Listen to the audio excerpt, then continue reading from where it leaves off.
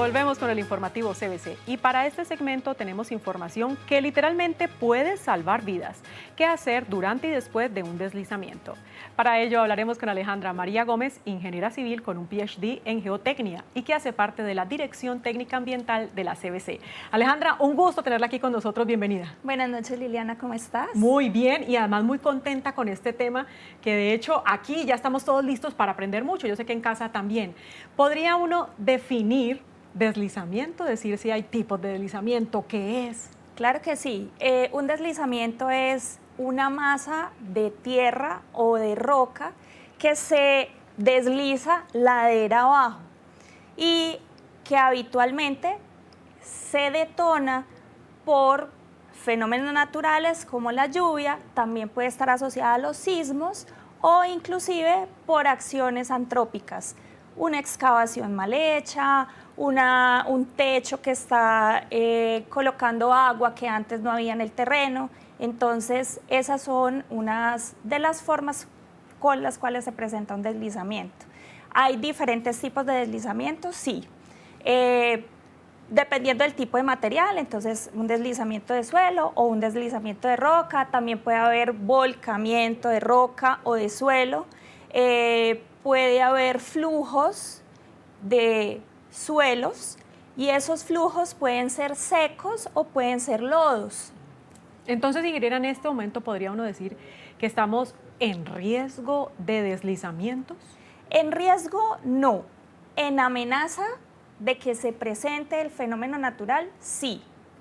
El riesgo tendríamos que, hay comunidades en riesgo, sí, pero para poder definir cuándo una comunidad está en riesgo necesitamos conocer primero la amenaza, cuáles son las zonas que están en amenaza y cuáles son los elementos expuestos a esa amenaza.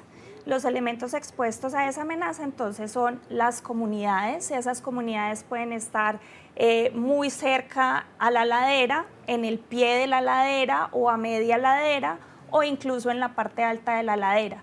Entonces hay que establecer si la comunidad está en riesgo o no, pero lo que todos podemos estar es amenazados por la aparición de ese fenómeno natural. Bueno, entonces, ingeniera y todos los televidentes, mucha atención porque vamos a empezar entonces como con esos puntos que hay que tener presentes durante y después. Vamos a empezar durante un deslizamiento. Primer punto, manténgase informado.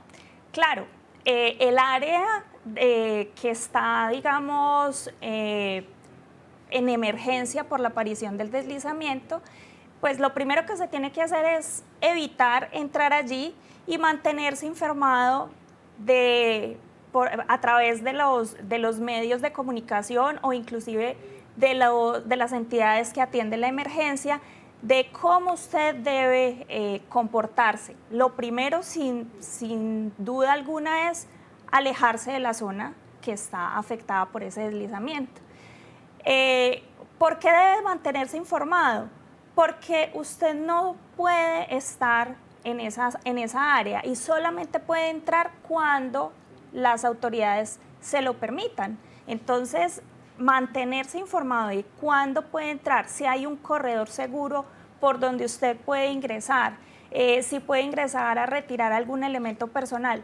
Lo más importante es, en primer lugar, alejarse, evaluar la situación a partir, digamos, de las personas que pueden entrar y evaluar las condiciones del terreno y esperar a que los organismos de socorro también atiendan la situación. Ingeniera, también dice oído a ruidos del terreno, árboles que caen, rocas que chocan. ¿Sí se escucha? ¿Sí hay ruido? Se escucha, sí. Es como un rugir. ¿Por qué? Porque se están arrastrando a través de la ladera o del talud árboles, se está desprendiendo rocas, también hay movimiento de agua, entonces se sienten temblores cuando se presenta un deslizamiento. Se siente. Hay algo bien especial y es que dice lluvias cortas son peligrosas tras lluvias largas. ¿Por qué? Porque las lluvias cortas generalmente tienen una intensidad mayor. En un periodo corto de tiempo cae mucha agua y si adicional a eso previamente ha habido un periodo largo de lluvia, y largo significa 3 días, 4 días, va lloviendo, el suelo es un material poroso, entonces él tiene una capacidad X de almacenar agua. Cuando esa capacidad se ve superada, es decir, él ya no es capaz de mantener o de cargarse con más agua, una reacción normal es no resistir más y desprenderse. Entonces ahí por eso se hace la advertencia. Cuando hay lluvias muy intensas, después de un periodo largo de lluvias, es probable que aparezcan los movimientos de masa o los deslizamientos. Evite conducir. Sí, básicamente porque los deslizamientos se pueden generar en vías.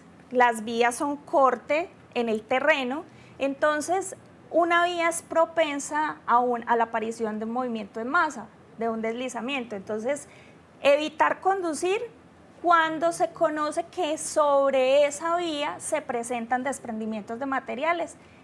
Y si ya se presentó el deslizamiento, pues este puede estar activo y pueden caer más materiales en el movimiento que un vehículo está transitando. Claro, recuerden, todas esas indicaciones eran durante un deslizamiento. Ahora vamos, ingeniera, ¿qué hacer después? Y dice, no retirar material de la pata de un deslizamiento. Digamos, ¿cuál es esa? ¿Cuál es la pata? Bueno, un deslizamiento tiene varias partes, ¿cierto? La parte alta se conoce como corona y la parte más bajita, donde el material cae y se deposita, se conoce como la pata. Es la zona de depósito, donde todo el material que se deslizó quedó. Cuando nosotros empezamos a retirar ese material de la pata, sin ser indicación, digamos, de la parte técnica que ya haya ido a evaluar, entonces estamos retirando el material que está estabilizando probablemente el resto que quedó colgado. Entonces ponemos en riesgo la vida de las personas que puedan estar retirando material de allí. Otro de los puntos, ingeniera, es no caminar encima del deslizamiento. Ni encima, ni en el cuerpo, ni en la parte de abajo. En términos generales, no circular por la zona donde se presentó el deslizamiento. ¿Por qué? Por lo mismo, el deslizamiento está activo. Inclusive tiempo después, 2 meses, 1 año, el deslizamiento puede estar latente. Es decir, puede haber grietas, puede haber zonas inestables y al transitar por ellos se puede presentar nuevos deslizamientos al interior del deslizamiento.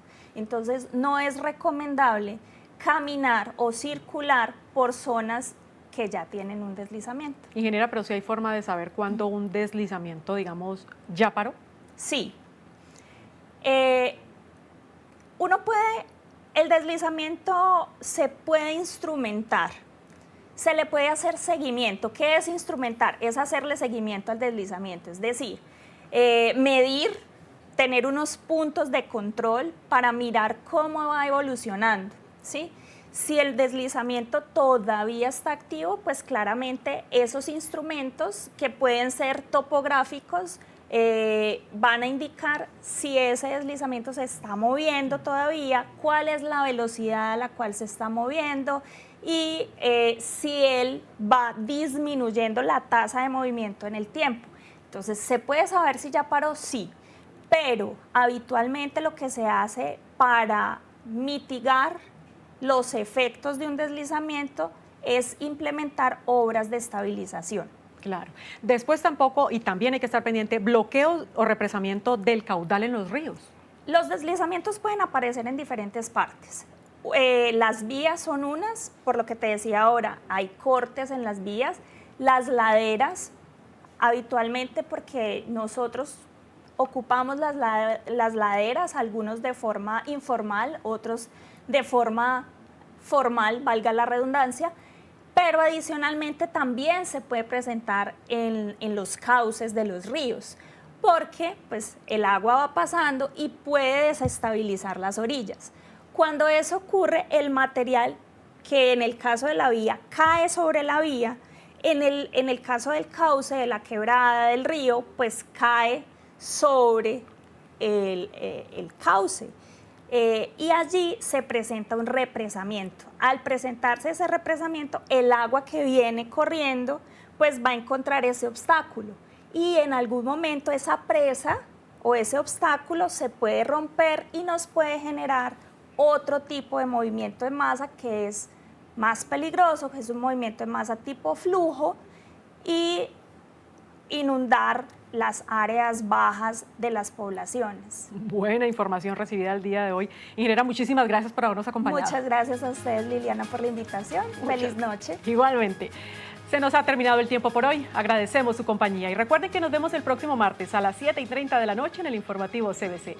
También pueden seguirnos en modoverderadio.com, en Cuentos Verdes y a través de las redes sociales. Pueden volver a ver el informativo en nuestro canal youtube.com/informativo CBC. Sigan en sintonía de Telepacífico y recuerden que en la CBC estamos comprometidos con la vida y ahora más cerca de la gente. Hasta la próxima.